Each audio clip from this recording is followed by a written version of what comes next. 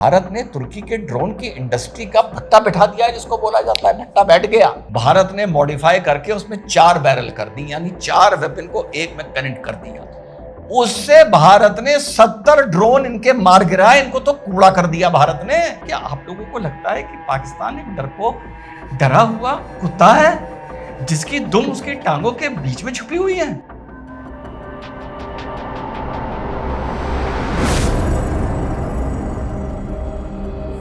Hello, नमस्कार, सत श्री अकाल, अस्सलाम वालेकुम। गया भाई, बाद में बात कर लेंगे, ये सब बाद में औपचारिकताएं पूरी कर लेंगे। लेकिन ये बताओ, क्या आप लोगों को लगता है कि पाकिस्तान एक डरपोक, डरा हुआ कुत्ता है जिसकी दुम उसकी टांगों के बीच में छुपी हुई है? वो दुम दबाए भाग रहा है। यार, इतनी बेइज्जती तो मैंने नहीं सोची थी मेरे भाई। मुझे पता तो था, लेकिन इतना नहीं पता था। अरे भैया, माइकल रूबिन जो एक्स पेंटागन ऑफिशियल हैं, सुना उन्होंने क्या बोला है पाकिस्तान के बारे में? सुनो, तुम्हारे कान यकीन नहीं करेंगे। Went running to try to achieve a ceasefire, like a scared dog with its tail between its legs. And the fact of the matter is, there is absolutely no spin that the Pakistani military can put on what occurred to shield themselves from the full reality of the... hello, नमस्कार, सत श्री अकाल, अस्सलाम वालेकुम। कैसे हैं जनाब? हाँ यार, मैं तो चौंक गया ये सुनकर, मैं चौंक गया। और लगभग 1 साल पहले इस नाचीज ने चिल्ला चिल्ला के इस देश से एक चीज मांगी थी। पता है क्या चीज मांगी थी? क्योंकि मैं उनकी फितरत जानता हूं, पढ़ा हूं उनको। भाई सुनो, मैंने क्या मांगा था देश? इस आहुति जो भारत के सपूत दे रहे हैं, इनके लिए दुनिया एक फुल फ्लेजेड जंग की आहट नहीं देखेगी, जंग का खतरा नहीं देखेगी बिटवीन 2 न्यूक्लियर नेशंस। जंग होगी नहीं, लेकिन इसका समाधान, इसका फल और इसका समाधान तुम्हें वहां मिलेगा। हाँ, मैंने कहा था, जब तक पीओके पर स्ट्राइक करते रहोगे, इनके जो कहा जाता है कान पर जूं नहीं रेंगेगी। पीओके पे तो ये भाड़े के लोगों को लाके मरने के लिए भेजते हैं। इसीलिए जब सबसे पहला एयर स्ट्राइक हुआ और खबर पीओके की आनी शुरू हुई और उसमें पाकिस्तान का भी नाम आ रहा था, तो मैं ये देखना चाह रहा था कि अगर पाकिस्तान को स्ट्राइक किया है, मींस नॉट पीओके, पाकिस्तान, तो कहां तक किया है। तो पता चला थोड़ी देर बाद कि पंजाब भी किया है। तो कुछ तो मेरे सुकून आया, लेकिन मुझे लगा कि ये सिर्फ 1 या 2 स्ट्राइक से, अगर पंजाब में करोगे तो ये नहीं मानेंगे। और तुम देख लो, उसके बाद वो माने नहीं माने, ड्रोन फेंकने शुरू कर दिए। ड्रोन की टर्की की अभी थोड़ी देर में बात करता हूं। ड्रोन दागने शुरू कर दिए। उसके बाद जब पलट के तुमने मेनलैंड पाकिस्तान को हिट करना शुरू किया, तब ये डरपोक कुत्ते बन के इधर उधर भागे हैं। ये बात आपका भाई बहुत दिन से कह रहा था। जैसा आपको सुनाया, मैंने तो सिर्फ आपको 1 साल पुराना वीडियो सुनाया ढूंढकर। 3-4 साल से मैं आपका भाई ये बात बोल रहा है कि जब तक तुम खतरा इनके मेनलैंड में लेके नहीं जाओगे, तब तक ये सुधरने वाले नहीं है। सुधरे तो ये अभी भी नहीं होंगे, लेकिन हां, डर बैठ गया होगा। तो ये तो हाल है भैया पाकिस्तान के बारे में जो लोग बोल रहे हैं। अब तुर्की के बारे में जो आप लोग बोल रहे हैं कि तुर्की का टूरिज्म कैंसिल कर दो, ईज माई ट्रिप ने भी एडवाइजरी करी है, और भी कुछ और हमारी ट्रैवल एजेंसीज हैं, उन्होंने तुर्किया जाने के लिए डिस्करेज किया है। लोग बहुत बड़े पैमाने पे कैंसिलेशन करवा रहे हैं। अच्छा, एक चीज और चल रही है सोशल मीडिया पे कि हम तुर्की को $60 बिलियन का टूरिज्म में ट्रेड दे रहे थे। वो $60 बिलियन नहीं है, वो $0.6 बिलियन है। सही चीज फेस टू फेस से आप लोगों के पास पहुंचनी चाहिए। $60 बिलियन तुर्की की पूरी टोटल टूरिज्म इंडस्ट्री है। एनीवे, तो यार आप लोगों को इस बात, अच्छा, टीआरटी भी जो है उसको भी भारत ने बैन कर दिया है, ग्लोबल टाइम्स को भी बैन कर दिया है, वगैरह वगैरह। आप लोगों को ये पता है कि तुर्की की कितनी लंबी लग चुकी है इस लड़ाई में? आप लोगों को सिर्फ ये बताया जाएगा, या आप लोगों को पता होगा कि भैया तुर्की ने अपने C-130 हरक्यूलिस प्लेन भेजे, जो रडार ट्रैकिंग डेटा की एक इंडिपेंडेंट एजेंसी है, वो तो बता रहा है 6 भेजे। तुर्की की सर्वेलेंस शिप भी आके कराची पर डॉक हुई। उसी पीरियड में तुर्की के ड्रोन भी लगभग 360 इस्तेमाल हुए भारत के ऊपर, वगैरह वगैरह। ये सब आप लोगों को पता होगा। और 2 ऑपरेटिव्स भी तुर्की के जो ऑपरेशनल सपोर्ट देने के लिए आए हुए थे, वो भी हमारे अटैक में मारे गए। ये भी आप लोगों को पता होगा। आपको मेरे भाई इस बात का ध्यान होगा, नहीं होगा तो मैं आपका ध्यान उस तरफ ले जाऊं कि आर्म्स दुनिया की कितनी बड़ी इंडस्ट्री है, और आर्म्स की इंडस्ट्री में तुर्की के ड्रोन्स कितनी जल्दी वर्ल्ड को इंप्रेस कर रहे थे। 2020 में जो अजरबैजान और आर्मीनिया की लड़ाई हुई थी, उसमें जो इनको सक्सेस मिला था, यूक्रेन और रशिया की लड़ाई में जो इन लोगों को सक्सेस मिला था तुर्की के ड्रोन्स को, आप लोगों को पता है भारत ने तुर्की के ड्रोन की इंडस्ट्री का भट्टा बैठा दिया है, जिसको बोला जाता है भट्टा बैठ गया, या ईंटें बनते हैं तो समझ लो सब कुछ बर्बाद हो गया। तुर्की की ड्रोन इंडस्ट्री लगभग बर्बादी की कगार पे खड़ी है भारत की वजह से। आज की तारीख में ये जो बहुत उड़ रहा था, शुक्र है ऊपर वाले का कि इसने पाकिस्तान को ड्रोन्स दिए जो भारत के खिलाफ इस्तेमाल हुए, और भारत और जहां इजराइल, आप इजराइल करते हैं ना, जहां पर इजराइल इन ड्रोन्स को ठोकने के लिए पेट्रियोट और अपनी आयरन शील्ड और फलाना क्या क्या इस्तेमाल कर रहा था, भारत ने जो एक जिसको आप बिल्कुल वॉर के मॉडर्नाइजेशन में विंटेज मान सकते हैं, विंटेज पुराना हथियार L-70 और ZU-23, जिसको आसान भाषा में एंटी एयरक्राफ्ट गन बोला जाता है, उन मॉडिफाइड गन से आमतौर पर एक बैरल होती है, भारत ने मॉडिफाई करके उसमें 4 बैरल कर दी, यानी 4 वेपन को एक में कनेक्ट कर दिया। उससे भारत ने 70 ड्रोन इनके मार गिराए, इनको तो कूड़ा कर दिया भारत ने।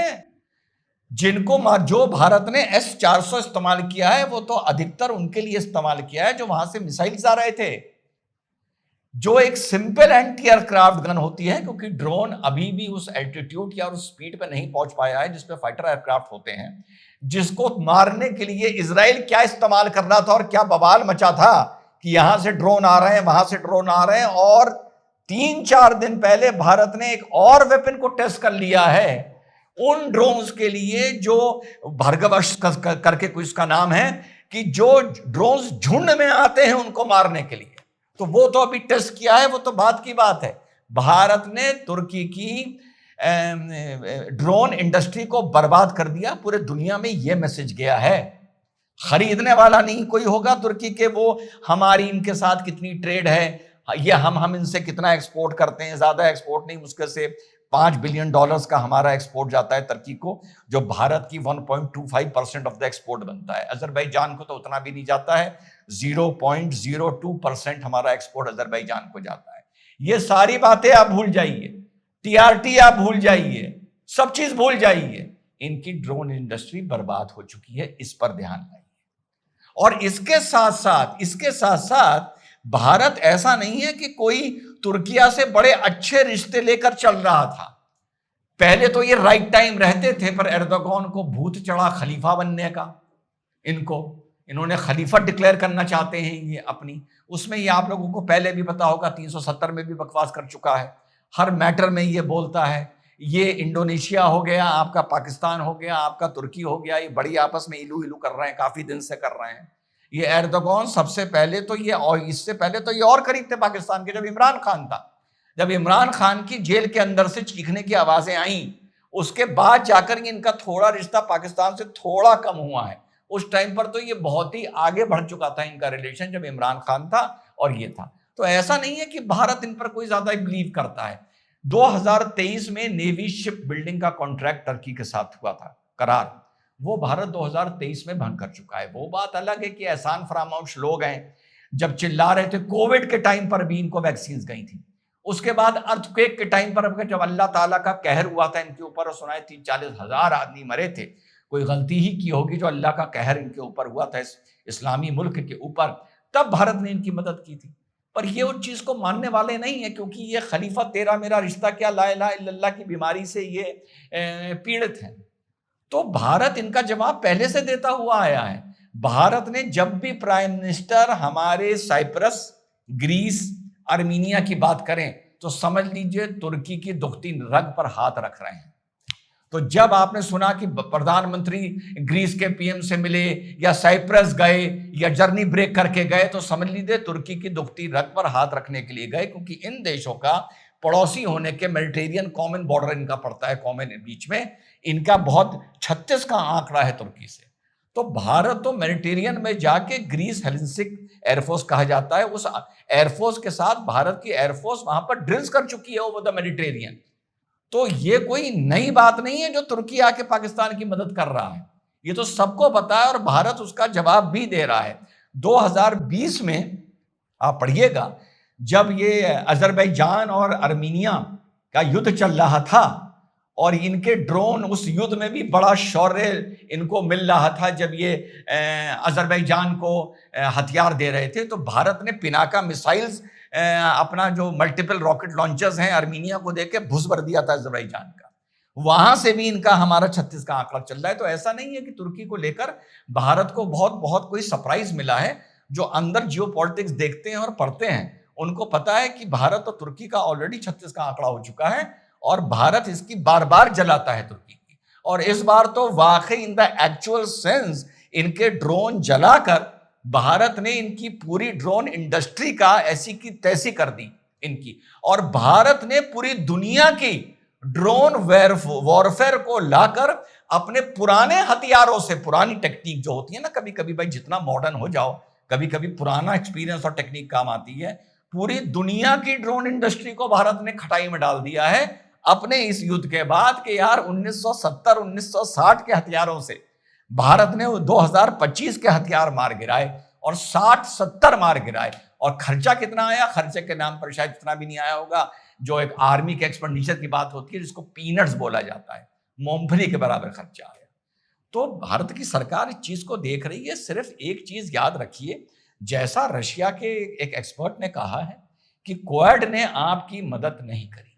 और बहुत पहले जब मैंने ब्रिक्स का ये वीडियो बनाया था, चलिए उसकी एक छोटी सी बाइट सुन लीजिए। तो मैं चाहता हूं कि इस प्लेटफॉर्म को इस्तेमाल करते हुए, अपने मार्केट को इस्तेमाल करते हुए, अब रुपये में जो लोग डील कर रहे हैं, यूपीआई कितने मुल्कों में एक्सेप्ट हो रहा है, भारत को भैया अपना स्वार्थ देखकर, वतन परस्ती के चलते हुए कहीं पीछे हटकर, कहीं पीछे हटाकर, कहीं बीच का रास्ता हटाकर निकालकर, रशिया को बीच में डालकर चाइना के साथ अपने मैटर्स को सॉल्व करना चाहिए। अब आपके भाई ने कहा था जब दुनिया ब्रिक्स ब्रिक्स ब्रिक्स ब्रिक्स, हम लोग वही प्रॉब्लम है ना पॉपकॉर्न वाली। आपका भाई बड़ा कूल बैठ के चीज को समझने की कोशिश करता है कि ये चीज जो आज हो रही है कल इसके कितने रूप हो सकते हैं, परसेंटेज क्या ज्यादा है कि ऐसे क्या इसका फायदा हो सकता है, क्या नुकसान हो सकता है। तो आपके भाई ने तब बोला था ब्रिक्स का फायदा मुझे यूएसए की करेंसी डाउन कर दो, डॉलर डाउन कर दो, रुपया चलने लगे, मान लिया है। लेकिन मेरे एज अ जियोपॉलिटिक एनालिस्ट के हिसाब से वो सेकेंडरी है। पहला है ब्रिक्स का फायदा उठाकर रशिया और चाइना के साथ, अपने स्पेशली चाइना के साथ रशिया को इन्वॉल्व कर अपने सारे मैटर सॉर्ट आउट कर दो, सारे आगे के लिए। बड़े पते की बात बता रहा हूं और यही मेरा राष्ट्रवाद है। कहीं चाइना को 19 कर दो, कहीं खुद 18.5 हो जाओ, कोई फर्क नहीं पड़ता। 20 साल में आगे जाके देखना रिजवान अहमद की बात से देश को फायदा हुआ या नुकसान हुआ। ईगो और कॉलर चढ़ाने से हर जगह काम नहीं चलता है। तो मैंने कहा था ब्रिक्स से फायदा लो। वेस्टर्न वर्ल्ड तुम्हारे साथ नहीं खड़ा होगा और वेस्टर्न वर्ल्ड तुम्हारे साथ तब तक खड़ा होगा जब तक उसके चाइना से रिश्ते खराब हैं। जिस दिन चाइना और वेस्टर्न वर्ल्ड का इलो इलो शुरू हो गया वो तुम्हें बीच मझधार में छोड़ देंगे। तब आपके भाई ने एनालाइज करके इस चीज को बोली थी और आज देखने को मिल रहा है घूम घूम के ट्रंप यार अपमान करना चाह रहा है। कभी कह रहा है एक साथ बैठ के खाना खा लो, अभी फिर कमेंट कर दिया है, चिढ़ा रहा है, वो चिढ़ा रहा है हम लोगों को, है ना। और मुझे याद है ट्रंप के खिलाफ कुछ बोलते तो लोग पीछे पड़ जाते थे। तब आपके भाई ने बोला था कि ट्रस्ट ना करो। आज भी बोल रहा है ट्रस्ट ना करो, आज भी बोल रहा है रशिया को ट्रस्ट करो और रशिया के दम पर चाइना से रिलेशन सॉर्ट आउट कर लो। जब तुम चाइना से रिलेशन सॉर्ट आउट कर लोगे तो कम से कम 25-30% पाकिस्तान का टेरर प्रॉब्लम भी अपने आप सॉर्ट आउट होने लगेगा, तुम्हारी पिटाई और तुम्हारी कुटाई के साथ साथ। तो ये है। और एक चीज और आपके भाई ने बोली थी टीआरटी से, मुझे याद आया, भैया अपना इंटरनेशनल लेवल का बड़ा नेटवर्क क्रिएट कर लो। और अभी कुछ बताने आ जाएंगे कि सर वो फर्स्ट पोस्ट और बियॉन्ड भी तो है यार। फर्स्ट पोस्ट और बियॉन्ड इंटरनेशनल है ना, एक मेन स्ट्रीम मीडिया में नहीं आते हैं मेरे भैया। पहले भी जब मैंने बात बोली थी तो कुछ रफू करने के लिए आ गए थे, मैं इन लोगों से बहुत परेशान। वो वाला नेटवर्क खड़ा करो जहां हर देश में तुम्हारे रिप्रेजेंटेटिव हो, तुम्हारे रिपोर्टर हो, तुम्हारे ऑफिसेज हो। उसकी भारत को प्रोपेगेंडा वॉर में बहुत जरूरत है। और किसी ने मुझे कुछ भेजा कि सर देखिए ये कुछ बोल नहीं है कि प्रोपेगेंडा वॉर होती है। प्रोपेगेंडा वॉर होती है लेकिन झूठ की वॉर नहीं होती है। प्रोपेगेंडा और झूठ में फर्क समझना शुरू करो। प्रोपेगेंडा ये चीज होती है कि भारत दुनिया को बताए, कन्विंस कर दे कि हमने पाकिस्तान को इस मारे कूटा क्योंकि पाकिस्तान हमारे 50,000 आदमी मार चुका है। अपने पीओके को इसने टेरर हब बना रखा है। जिस दिन भारत ने दुनिया के एक एवरेज माइंड को जो इंटरनेशनल पॉलिटिक्स से कनेक्टेड हैं, इस बात से कन्विंस कर दिया कि हम मजबूर हैं इनकी कुटाई करने के लिए, वो होगा the good propaganda. Usually is a negative word, पर यहां पर ये पॉजिटिव में यूज किया जाता है कि आपने सही प्रोपेगेंडा किया और लोगों को कन्विंस किया। तो भैया प्रोपेगेंडा और झूठ में बहुत फर्क होता है। हमारा मीडिया बिफर के झूठ बोलने लगता है। अजीब अजीब इंटरनेशनल लोग जो देखते होंगे हमारे पैनलिस्ट की हरकतों पर वो हंसते होंगे। तो ये प्रोपेगेंडा वॉर नहीं होती, ये जोकरों की, क्लाउन्स की वॉर होती है। तो प्रोपेगेंडा के लिए पूरी दुनिया के लेवल का एक, जैसे अल जजीरा के लेवल का एक बड़ा चैनल भारत के साथ होना चाहिए, जो आगे जाके 15-20 साल बाद बहुत काम आएगा। जय हिंद, वंदे मातरम, खुदा हाफिज।